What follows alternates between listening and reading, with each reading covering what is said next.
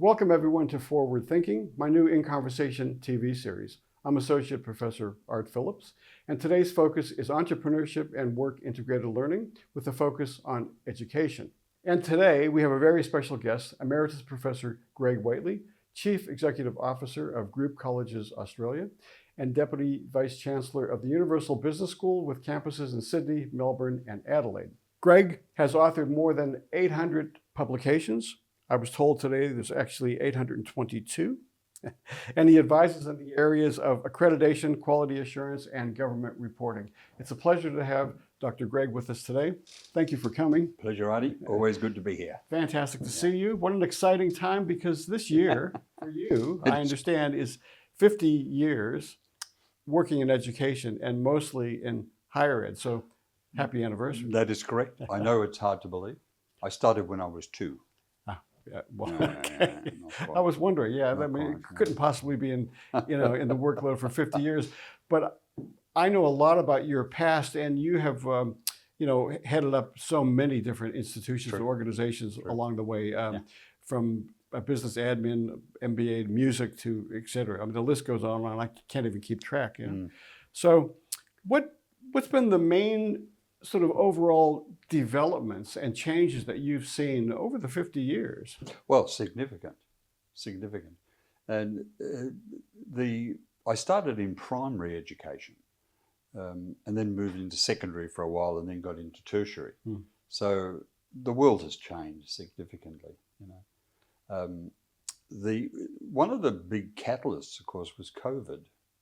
And that has changed. It's been almost, monumental shift in how we do things. But what I've seen is a steady change over, say, 50 years. Many things much better than ever before. The technology we use is much better than we used to. But we've lost a few things along the way too. I think we've lost some of the personal issues. Yes. Well, I remember teaching primary school children, and they'd be sitting on the floor and with their arms around your legs, and they wanted to carry your bag to the car.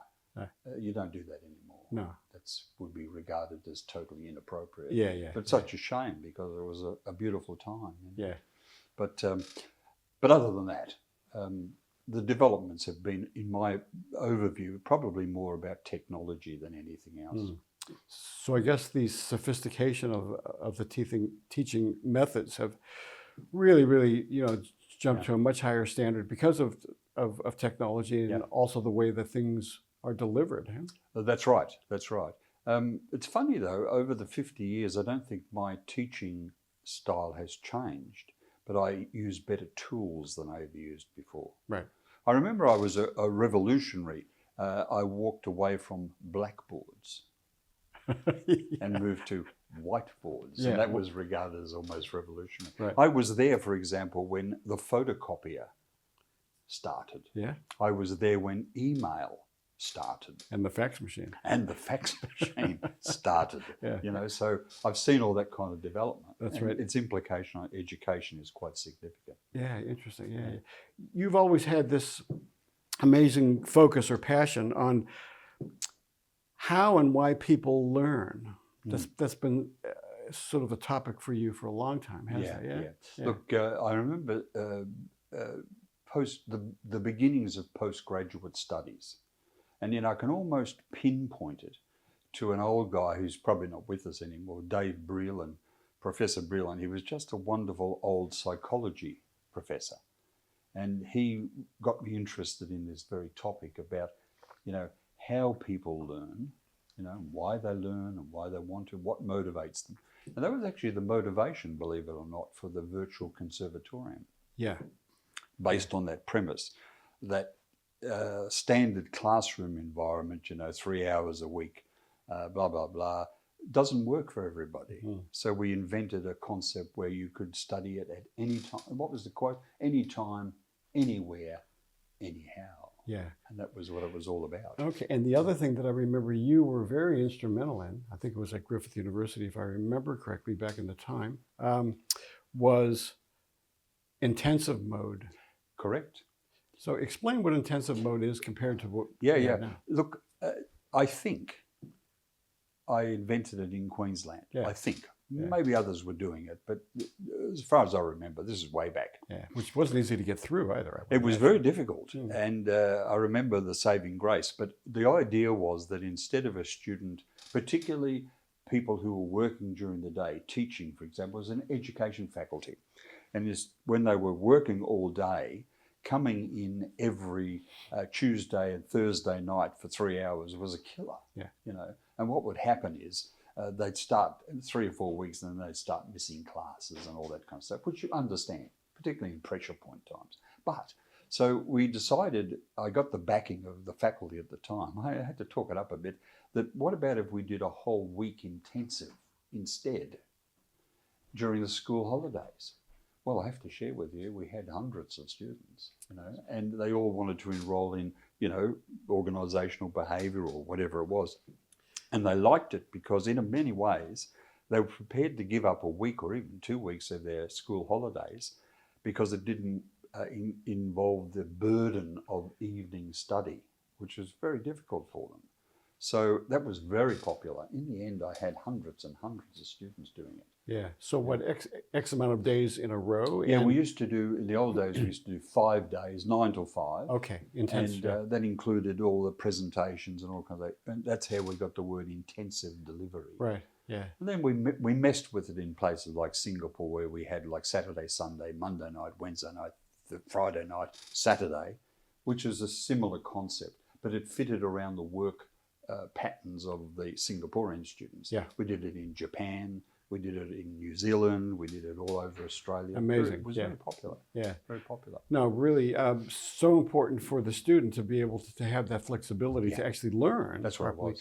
And this was more than just the the MBA program? Or, I mean, was it? Oh yeah, this is pre-MBA. Sort of Pre-MBA, my days, I ran a Master of Arts and I did a Master of Management and a couple of other masters. But I always said to myself, if I only had an MBA, and my faculty was education, so we didn't have it.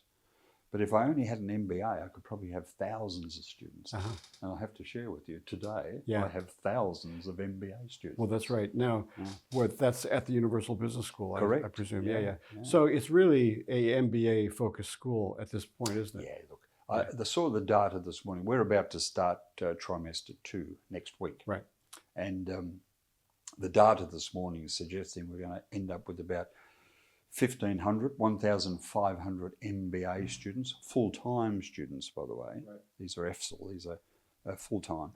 And that's about 95, 96% of the student population at UBSS. Is that right? Wow, that's pretty amazing. Yeah. So we're speaking about the MBA. Yes. Talk about the importance of the MBA. Why is it so important for somebody to have? And talk about the ways and means that a student can actually obtain one. Well, the MBA, I've written this many times, I always argue it's the real deal. It's the credential that you need to make a splash in the business world. I think actually more important than a doctorate, to be honest. If you've got an MBA, I think people look at you and say, there's somebody who probably knows a bit about business. So the structure of our MBA is not particularly different to those others around the country, or around the world for that matter. But it focuses, we have a core program, and the core program teaches you the basics. Management, organisational behaviour, a bit about accounting, a little bit about marketing, so that you are well-rounded. And then you get the opportunity to choose a major. We used to call them streams, we call them majors now, in accounting. Or you can do one in IT management, or you can do one in entrepreneurship, which is really what this show is all about. Yes, you know? So wonderful opportunity. And the new mode, COVID, I wrote an article not so long ago that said, what has COVID ever done for us? Based on the, you know, that thing from the Life of Brian, what have the Romans ever done? Other than education, roads, sewerage, etc., what else have they done? Pasta as well. But the bottom line being, COVID actually created some opportunities that would never have come by. And one of them is you can now do our MBA completely online from anywhere in the world. Which is a real bonus because we're all forced to go online. Now, we happen to be pretty good at it.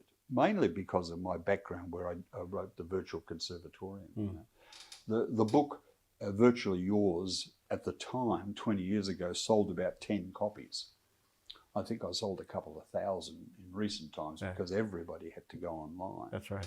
So the MBA, I think, is a great product. It's the real deal product. And it can be done now in a whole range of ways, including completely online, should you choose to do that. That's so convenient for students, isn't it? Yeah. And so the importance of your teaching staff and the learning outcomes from your subject unit outlines, of course, that's a given, you know. And I guess you need to be very particular about who delivers each subject. Oh, yes, indeed. Yeah.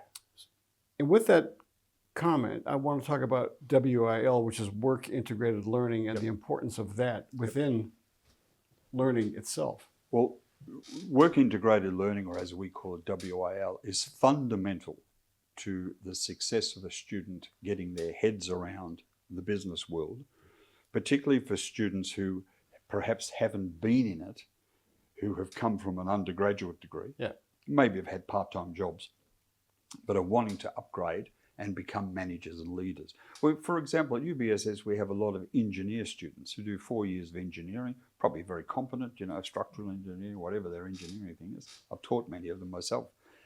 But they're doing an MBA so that they can run an enterprise. Now, the problem is, if they're an international student in Australia, their chances of getting an internship is 0. It's tough enough for domestic kids to get an opportunity. Yeah. So work integrated learning in our format brings that to the forefront.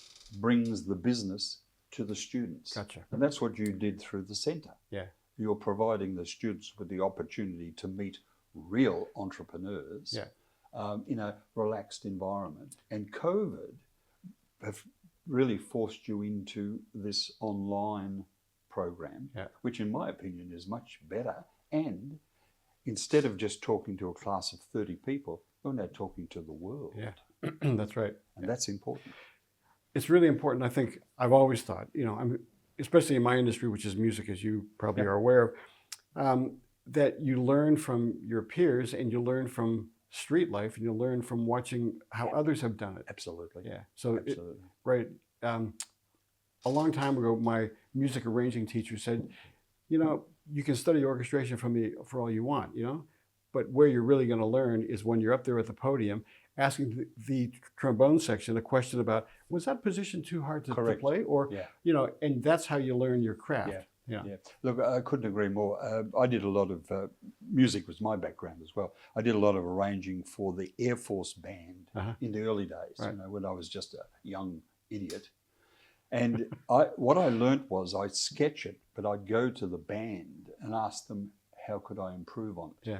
And the trombone guy would say, well, it's pretty good, but I think you could do this. So next time I got smarter. Yeah. In the end, after about a year and a half, they were pretty good arrangements. The first ones were pretty awful, but I learnt on the job, being taught by the professional players. Yeah, that's how you learn, isn't it? You know? Yeah, absolutely.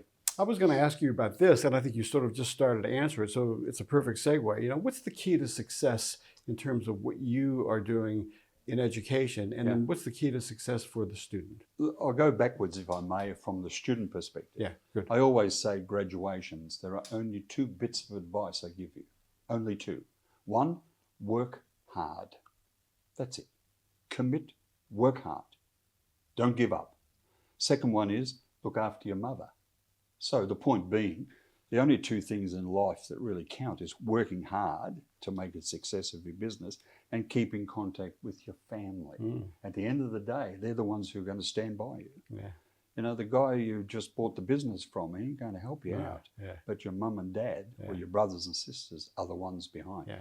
So from a student perspective, they're my bits of advice. Yeah. From a business perspective, aside from the technicality of what we do, I reckon it's all about people, looking after people. Yeah. And rarely am I disappointed. I am occasionally, you know, James Taylor said, ain't it just like a friend of mine to hit me from behind? Yeah.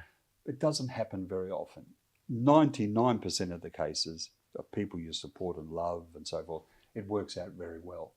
If you can relate to people in business, education, I think that's how you will succeed, in my humble opinion. Yeah. Well, I do agree with you, because the importance of personal connections and that personal relationship, as opposed to emails or the telephone, is a lot better than emails. But because things get lost in translation, so sitting down with somebody is so much easier. It's just the best thing. Yeah, we've become a bit reliant on emails. And I was talking to a staff member the other day and said, "Could you ask another person?" And they said, "Yeah, I'll email him." I said, "He's upstairs. Get up and walk around and have a chat. Exactly. And bond a little bit while you're there. So how many years ago did COVID happen? I sort of lose track of time. Me too. 3, 4? Look, it was, I think we could say 4 years ago. Okay. Yeah. Massive impact on the world. Massive impact on a lot of business. Super massive for the student cohort and learning. And you guys did something really, really amazing quite quickly. We did. I don't know whether you recall, but COVID kind of hit pretty rapidly. It wasn't like, oh, by the way, in 6 months' time. It was you need to go online next Monday. Yeah, that's right. So we did a couple of radical things, and I was very fortunate. One is that the school at the time had a very significant reserve. We could afford to spend some money, and we set up what we use now are lecture theatres or lecture television/studios. You teach out of spaces, where the technology is quite quality, so forth. Yeah. But what I did was I closed the school for 2 weeks. Yeah. Radical. And trained everybody, so that when they went into teaching, it was always a very good quality. A lot of colleagues didn't and paid the consequences. They did it online with lectures, online. At home maybe? Many of them at home, in their pajamas. It didn't quite work. Universities failed abysmally and are still paying for it now in things like Quilt at the bottom. Yeah. We're up the top because we did it very well, very fast. And the other thing was we did have expertise. And I was one of the experts because I knew how to do this. The reality is I had actually retired. And I was actually an emeritus. Emeritus means that you're no longer, fighting in the jungle. You've killed enough, Persians, and you become an emeritus general in the Roman army. That's where it all comes from. Emeritus from the Latin. Now, I haven't actually killed anybody, but the bottom line was I had retired, and I was recalled to active duty because of COVID. Ah, right. You're an advocate of, the classroom environment. Yep. And people working, on site, and also people working from home, That's and correct. also people nowadays working from anywhere. Yeah. It's not. I didn't invent the term, but I've used the term WFADN, working from anywhere, and the digital nomad. Now, digital nomad, and I am one. Yeah. Because of the nature of having multiple campuses, I can travel around and work virtually from anywhere. With the technology is very supportive of that. And being a digital nomad means that, I could sort of do this anywhere. In fact, over many years I have. Yeah. In fact, I wrote a book called WFADN, Working from Anywhere and the Digital Nomad. Yeah. So I'm very pro that. Great term. But there are some industries, and teaching is one of them, that is probably best done in situ. Although we did prove you can do it online. But the regulator decided, the Australian government, I think foolishly, decided to bring everybody back onto campus. You could have done a better hybrid approach, in my humble opinion. Yeah. But I really do believe in the value of interfacing, don't get me wrong. Sure. But I also believe in the fact that people can be very productive. And I also believe in working from anywhere. When I can, try and work from home on a Monday and Friday, and I get so much work done because the rest of the week is about interfacing. You get nothing done. It's chatting, talking, that's hard. interfacing, which is important. Yep. But if you can balance the two, I think that does work. But teaching, I think you're probably better with the people in front of you as best you can. Yeah. Going back to COVID, I believe that Universal Business School insisted that their lecturers came on campus in front of their TV screens and cameras. That was really important for the school, wasn't it? Because you kept the integrity. That's exactly right. From experience, I'd learnt that relying on people's Wi-Fi was a very dangerous, dodgy exercise. So we have a robust system across the school, and we put in the studios. Our teaching online was excellent from day one. But part of the routine, though, was closing down for a couple of weeks, which took a bit of courage. Close. There were no classes while the staff learned how to use the high-tech gear. The equipment, and then opened again. And I think that was fundamentally a great decision made. And it was mine in a way, but I still had to be supported by the senior executive. Yeah, you know? That's right. They sort of sheepishly looked at me and said, "Are you sure?" And I said, "I think it's the only way to do it." And they all agreed. Yeah, because I've had some experience actually lecturing at the Universal Business School. Is that we would walk in, and as opposed to sitting down at home and having one screen or even one or two screens next to you and actually lecturing that way, we would walk in these rooms and we had that camera on the ceiling that followed you around. You could interact with the airspace. We had 8 screens, not 2, not 3, 8 screens, 2 behind us, 1 over there, 3 up there that people couldn't see. That's how we delivered our lecture. It's just quite amazing, and that facilitation that the school provided, I think, just made such a massive difference for the learning outcomes of the school. It did. This is a very dangerous topic, AI. Max Smart said, as long as it's used for good rather than evil, it'll be okay. Okay. So my attitude is, I don't use AI because I prefer to write myself. I'm a writer, so why would I use a mechanical or technology tool? And I can spot it straight away because it's something wrong with it. It's mechanical, I think. It's that's right. Yeah. But I don't see any of it now. Fortunately, of course, it is used being academic famous tool for cheating. Yeah, that's right. Yeah, and that's a bit sad. But it like every tool, like everybody thought a whiteboard was radical.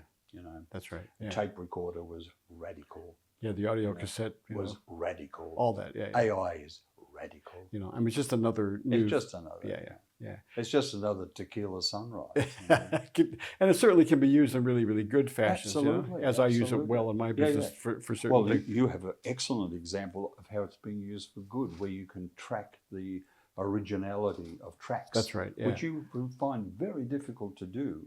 Without that tool. That's right. Or else you can find other tracks that are similar, not copyright infringed, but that would suit a client. So, but there's so many new controversial things happening about AI, and I'm just wondering how you actually felt about it. But the school must have its own tools to make sure that it keeps academic integrity at the forefront. It's a very high priority at the moment. We have an academic integrity group. We also have tools now in place that are trying to teach students that it's better to be honest than dishonest. And original. As I say, as a writer, I don't know why I'd even bother tuning into it. I don't need it. Yeah, I get it. Best advice to the student? Well, back to my other point, work hard. It's about, making a commitment. Like, I know your background, you know mine. It didn't come because we did nothing, So we focused, we worked hard, long hours, it's just come part of the gig, really, This current job I have is a 7-day week and 24/7 actually. But, if you're prepared to put in, you'll get out. And so that's my advice. And the second half is, of course, make sure you keep your family and friends close, because you're going to need them at various points in your life. Usually when you've been made redundant, that's a good one. When the family says, don't worry, we'll be okay. Or, you have a marriage breakdown, the family gather around again, etc.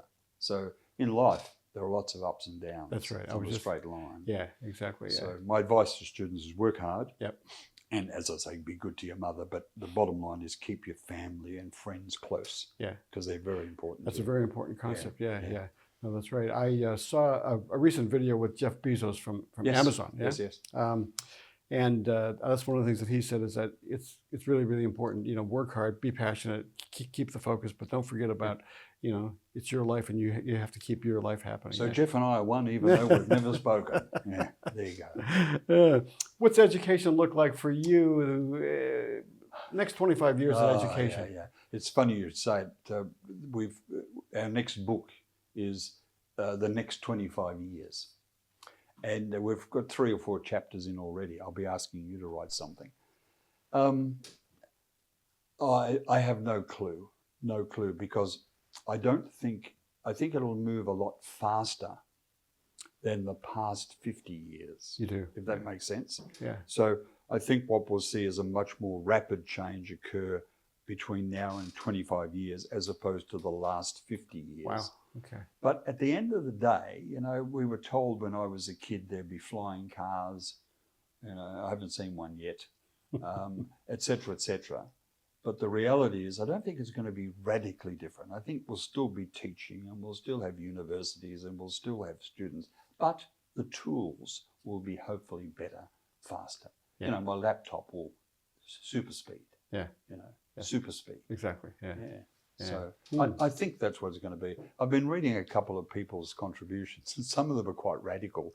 And I think to myself, sounds like the flying car story. I'm not sure there'll be flying buses to school in 25 years' time. I don't think so. Well, we're going to have some incredible, air traffic controllers and great, Absolutely. accurate GPS systems for this to be good. Yeah. Absolutely.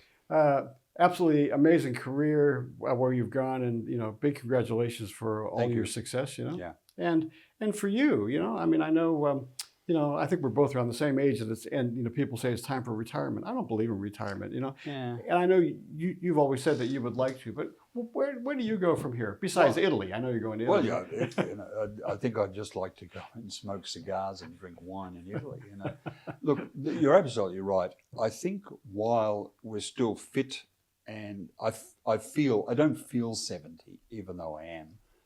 While I can still do it, I'd like to keep doing stuff. But what I'm very uncomfortable about is I don't want to deteriorate while I'm doing it, in the sense that I want to be at the best part of my game, which I think today I probably am. Yes. But I don't want to not be at the best part of my game. And I have seen colleagues who stayed too long. Yeah. And should have got out 10 years, 5 years earlier.